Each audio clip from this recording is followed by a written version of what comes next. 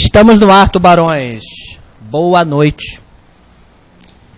Tô vendo pessoas que eu não conheço, acredito. Então, acredito que vocês também não me conheçam, né? Quem aí já teve aula comigo, por favor? Isso aí. Legal. Para os que não me conhecem, então, sejam bem-vindos. Bem-vindas, né? Sou Christian, professor de administração. Vou colocar aqui para vocês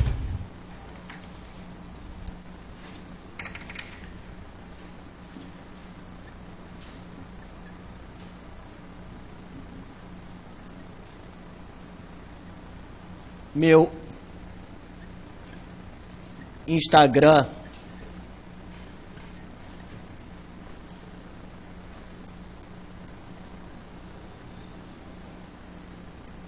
Tá louco. Tá ruim, hein? O professor tá no feriado, hein?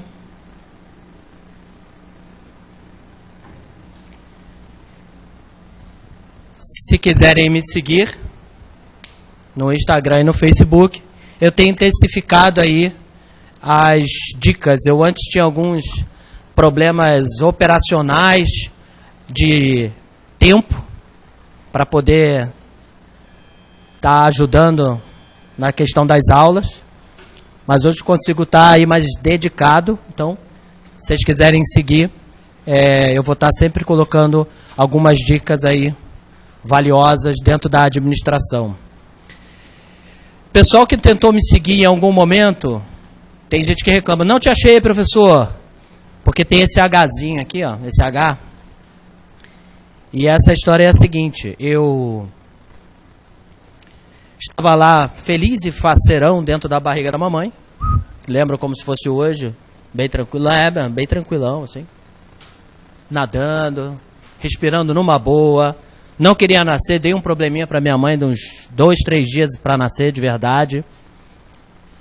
Tava bom, tava seguro. O ponto era esse, tava seguro ficar lá. E mamãe não fez pré-natal, nada disso não. Era chamado de Gabriela. Meu pai é menina. E eu, no momento que eu percebi, eu falei: não é Gabriela não, rapaz. Tem outra coisa aqui. Mas ninguém sabia. Então eu fui sendo chamado de Gabriela, Gabriela, Gabriela, Gabriela. Até o momento que eu apareci. Falei, ó. Não tinha outro nome. Estavam tão convictos. Eu nasci em 72. Minha mãe disse para o meu pai assim: olha, tem um nome que eu gosto muito.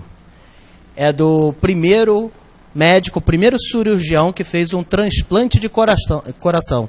Ele se chama Christian Barnard. Ele era, não que tenha a ver comigo, longe disso, mas ele era bonitão, ele estava na moda, assim, e o cara tinha feito o primeiro transplante.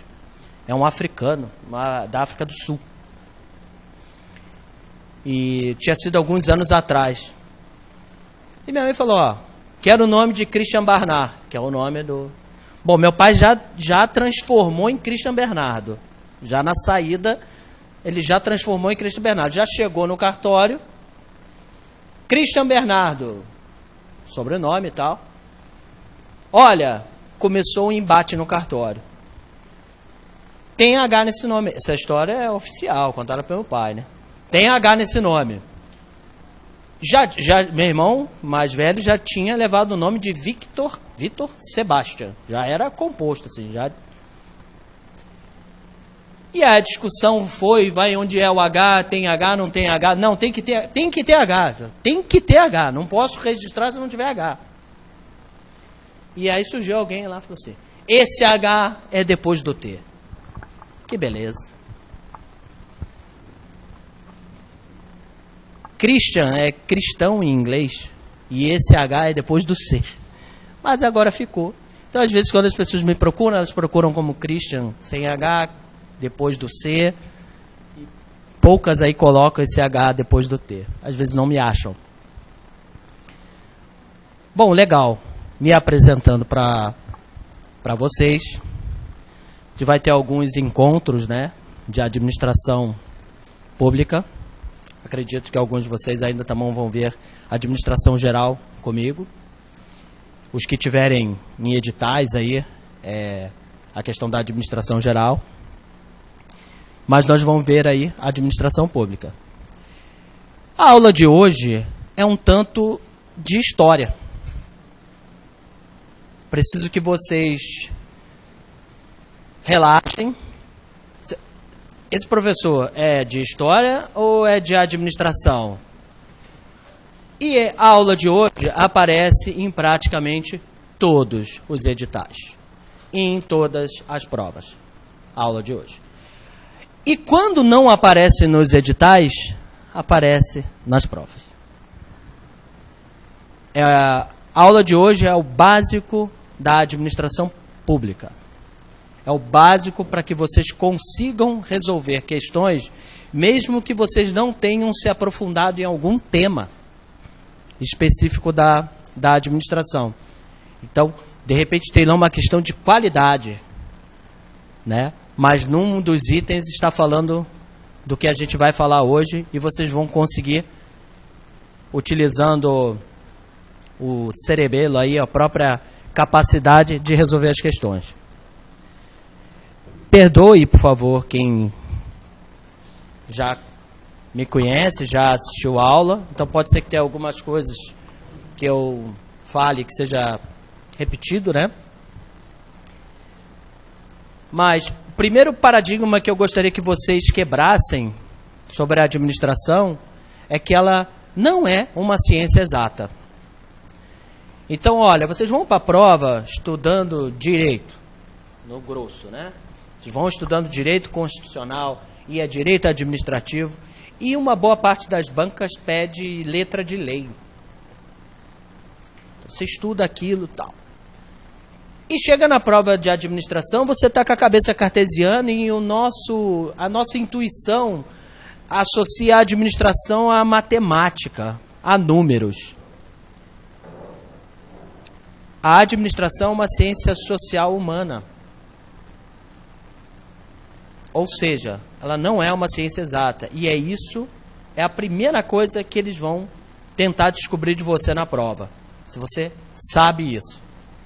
Se você consegue compreender que quando se fala, por exemplo, em gestão de pessoas, que é um tema da administração, não há nada menos exato do que a gestão de pessoas.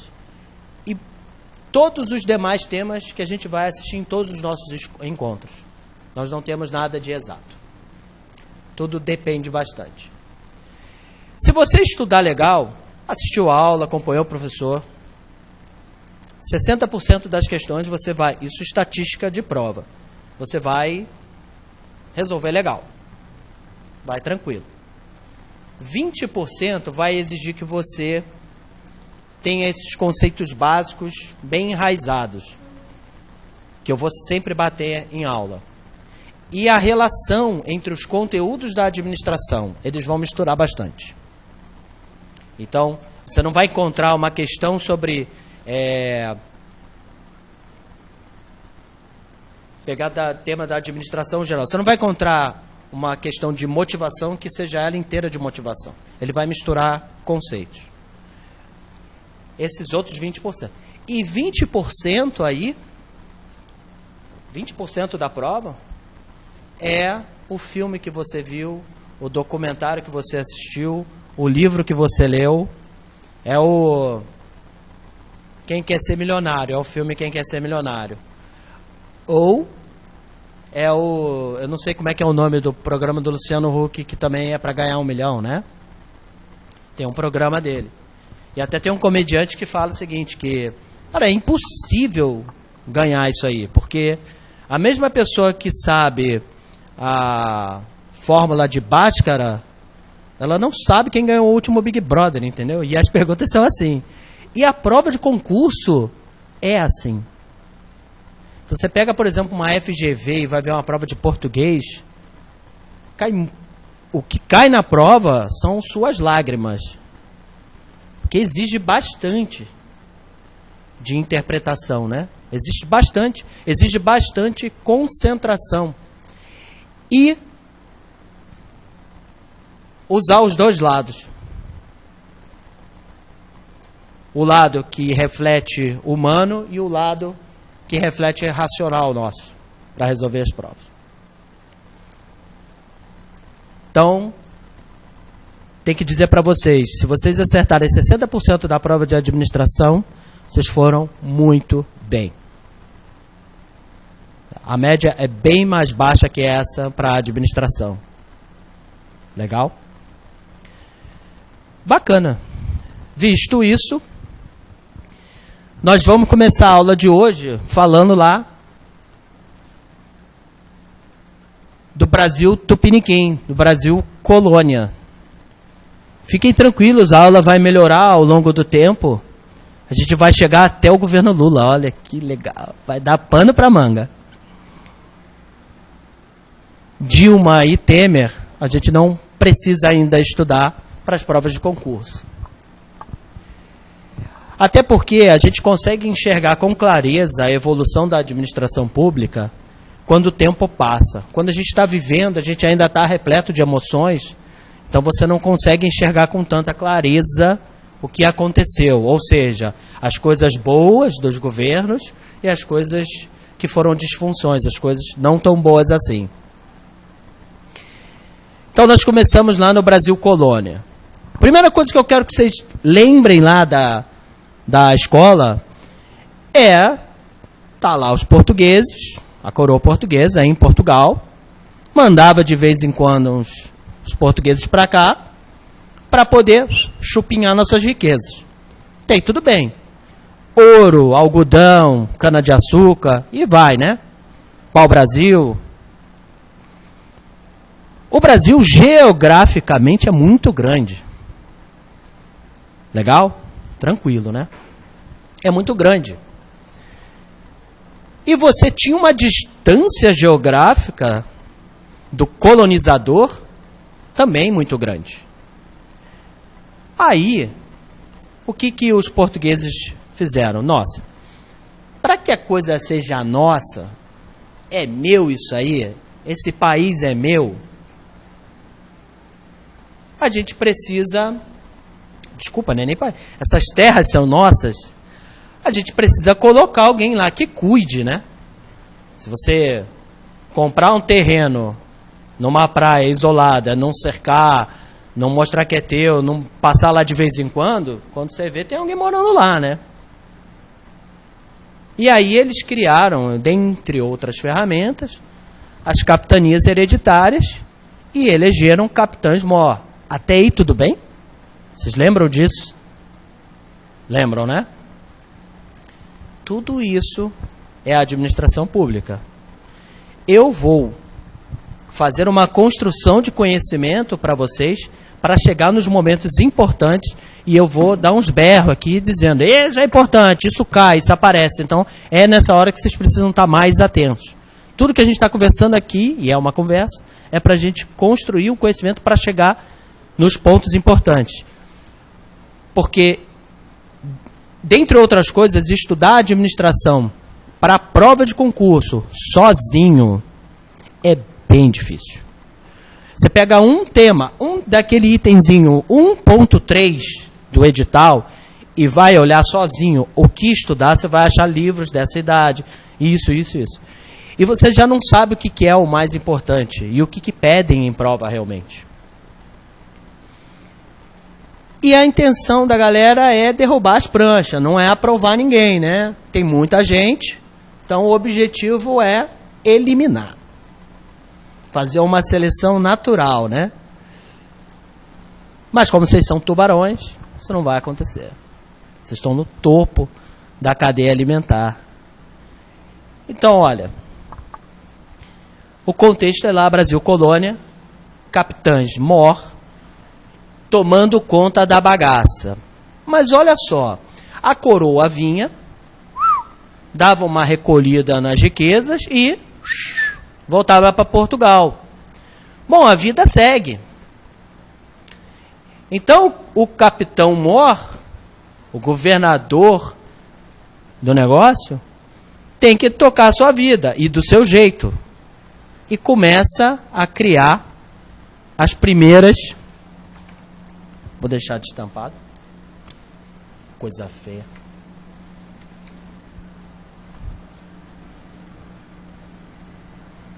Elites regionais. Ou seja, os interesses dessas elites não estão casadinha com os interesses da coroa portuguesa. Como a coroa portuguesa está longe e não tem tanto controle sobre os atos das capitanias hereditárias, começa a surgir aqui uma administração dentro dessa administração geral que seria do Reino de Portugal. Então começam a surgir as primeiras elites. Essas elites é que começam a mandar na bagunça. Ou seja, quem manda é a gente. Tudo bem, de vez em quando a coroa vem aqui, dá uma chupinhada, leva um pouco disso, um pouco daquilo, mas eu também dou uma enganada neles e vai desse jeito. Mas o dia a dia quem toca é a gente aqui. Quem faz as alianças somos nós. E aí surge uma palavra importantíssima para concurso público, que é o patrimonialismo. Vejam, é bem importante entender o conceito de patrimonialismo.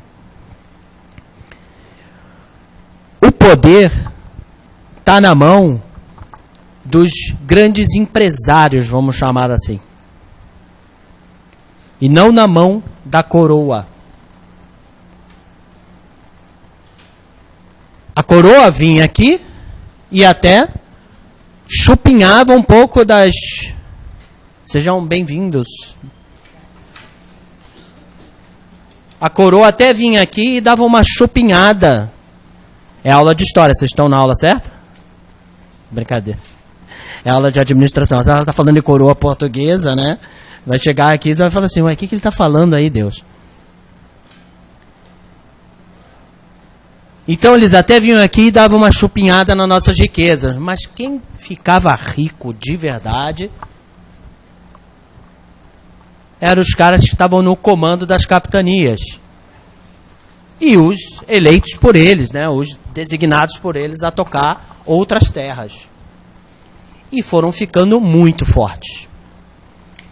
Então, o patrimonialismo, uma das características, e essa é uma questão importantíssima dentro da administração pública, então, é que o interesse privado é justamente ao contrário que vocês estudam no direito administrativo. O interesse privado prevalece sobre o interesse público.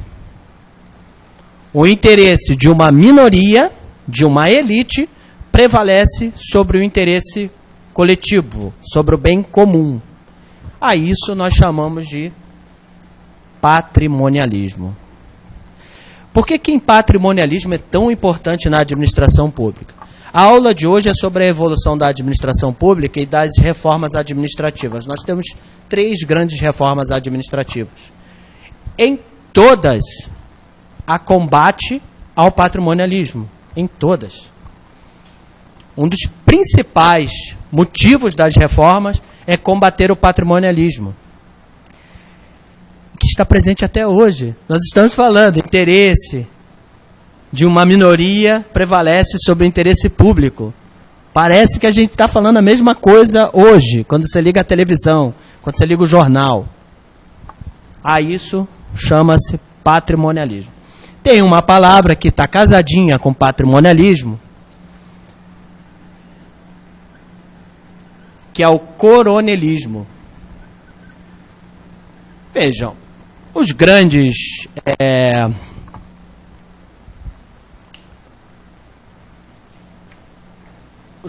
homens da época, os que tinham poder mesmo, eles eram da economia agrária, né? Eles trabalhavam na zona rural. Trabalhavam em alguma coisa rural. O Brasil ainda não estava dentro de uma industrialização, aliás, nem o mundo, durante esse Brasil colônia aí. Então, ficaram conhecidos como coronéis. Esses caras é que botavam os outros no poder. O coronelismo, hoje, há algumas obras que dizem que o coronelismo não existe mais por não ter mais a situação agrária, mas eles chamam de coronelismo urbano, que seria tipo um Ike Batista. É um coronel, só que ele não está atuando numa zona rural, numa zona agrária, mas ele ainda existe. Bom, isso cresceu e ao longo de séculos, isso foi crescendo, crescendo, crescendo. Mas Dom João I lá resolveu nomear um cara, primeiro-ministro regente, Marquês de Pombal.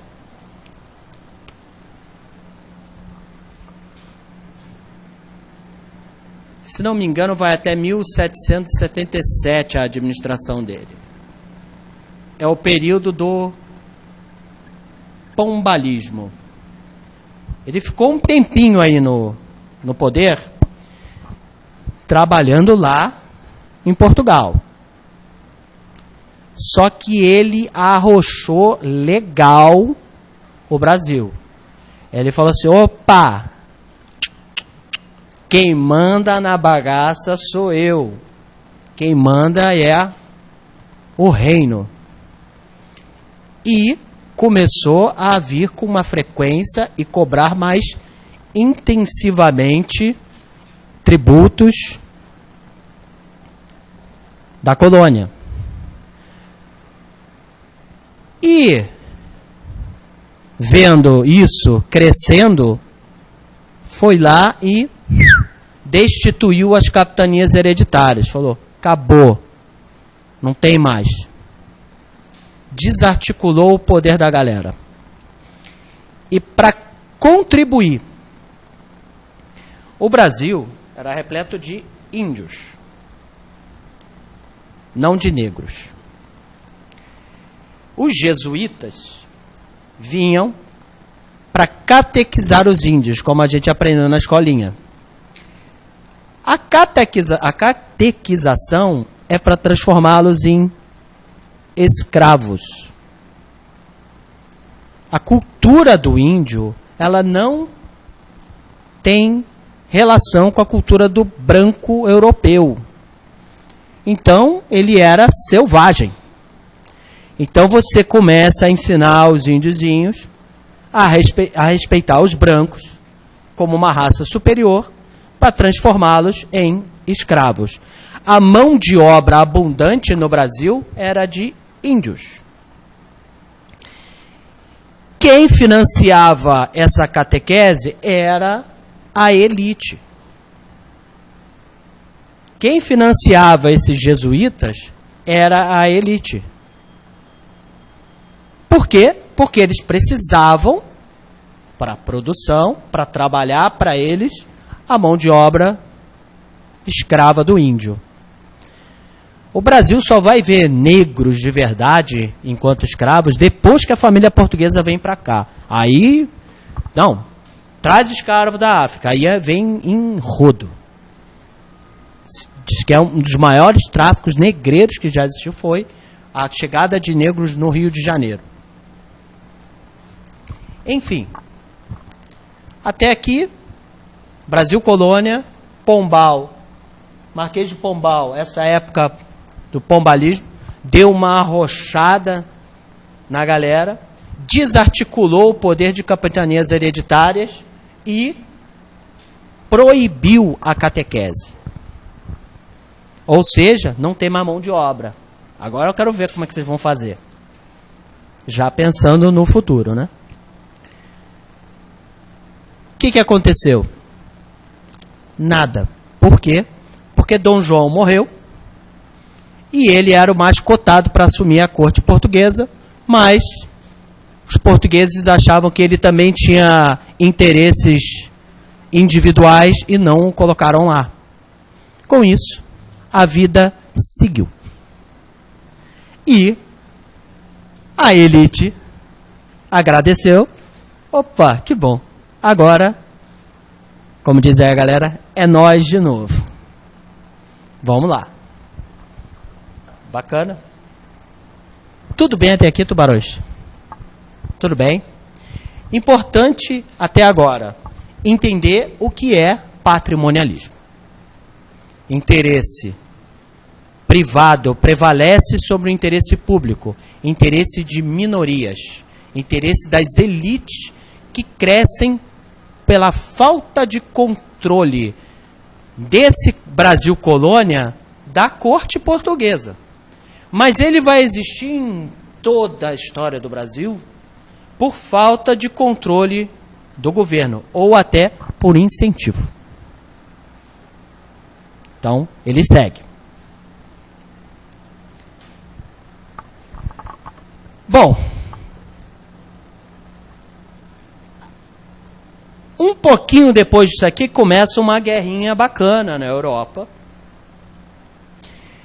E a família portuguesa, tipo, se não saísse de lá,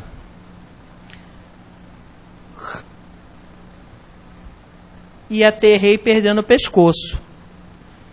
Então, vamos fugir para onde? Onde é um lugar legalzão para passar as férias? Pô, uma cidade chamada São Sebastião do Rio de Janeiro, né? E a família portuguesa, e vide 10 mil pessoas, era a família, mais ou menos, né?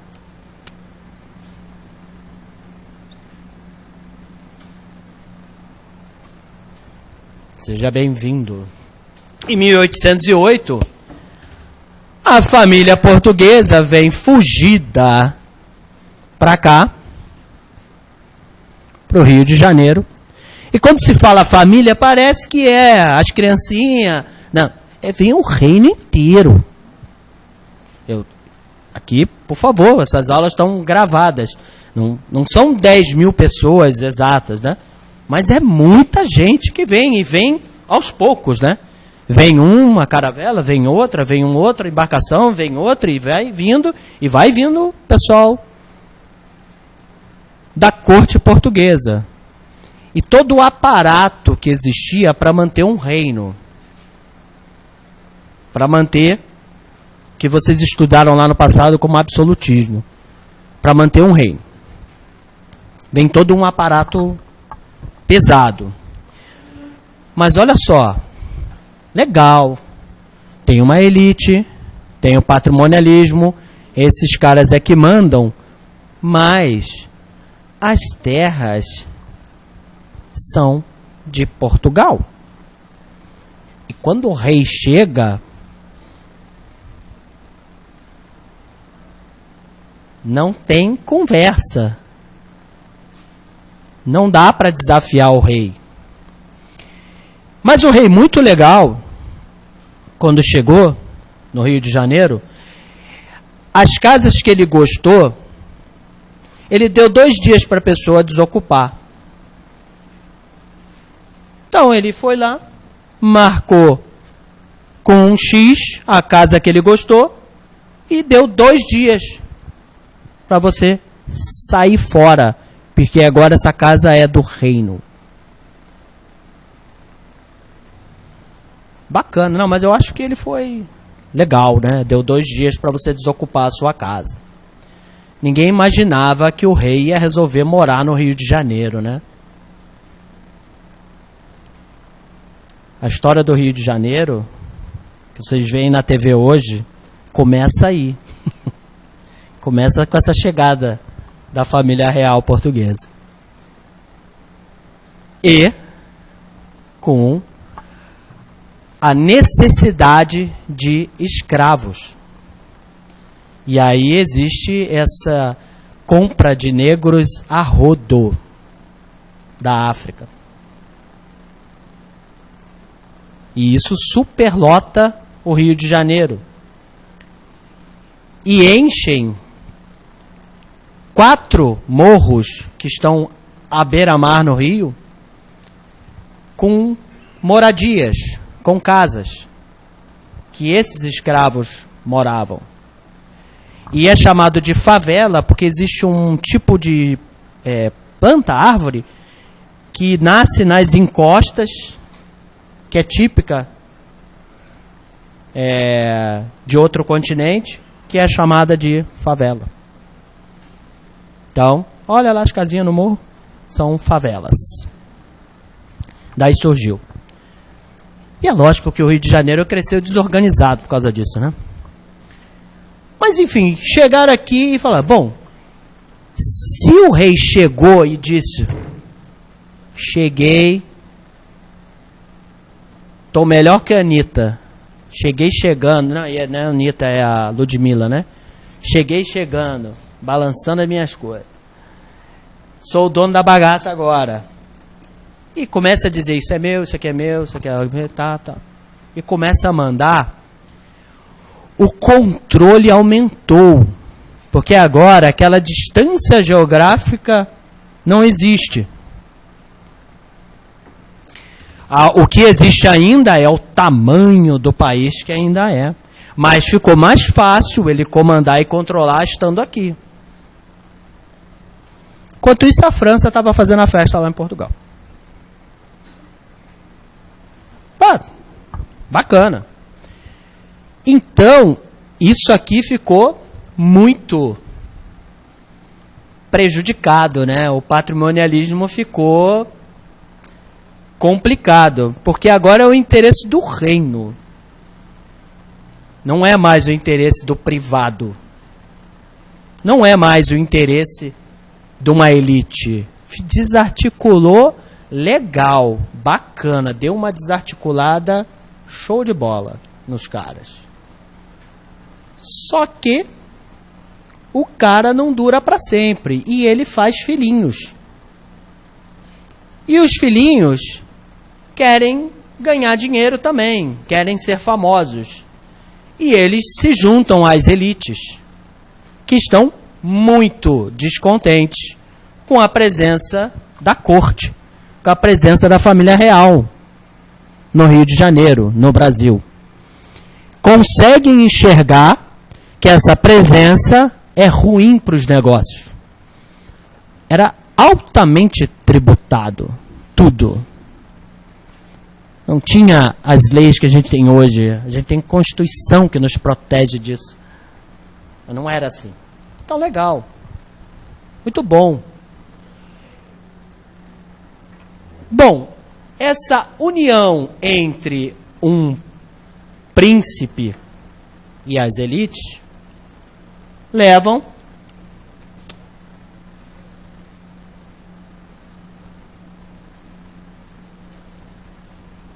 a proclamação da República.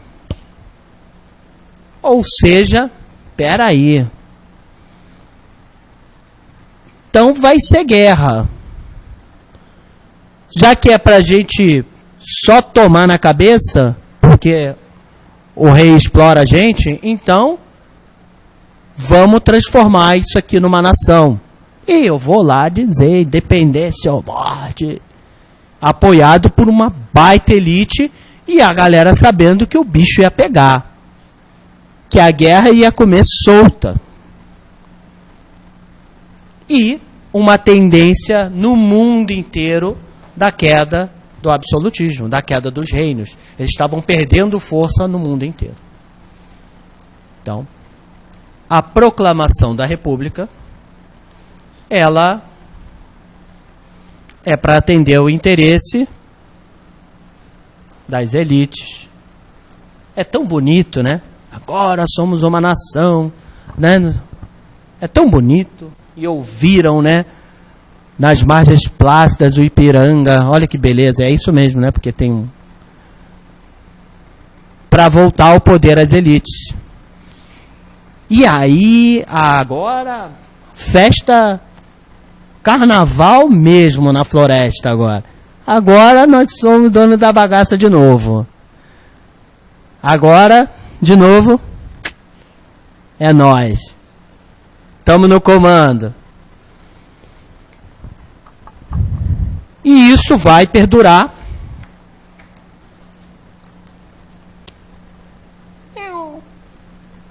Olha, quem chegou depois, quiser me adicionar no Insta, Facebook, eu estou intensificando a quantidade de dicas e de administração, tá? Até 1930, que aí nós vamos chamar esse período aí de República Velha.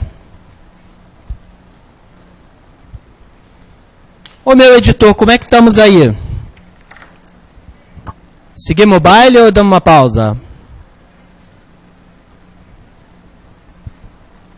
Seguimos então.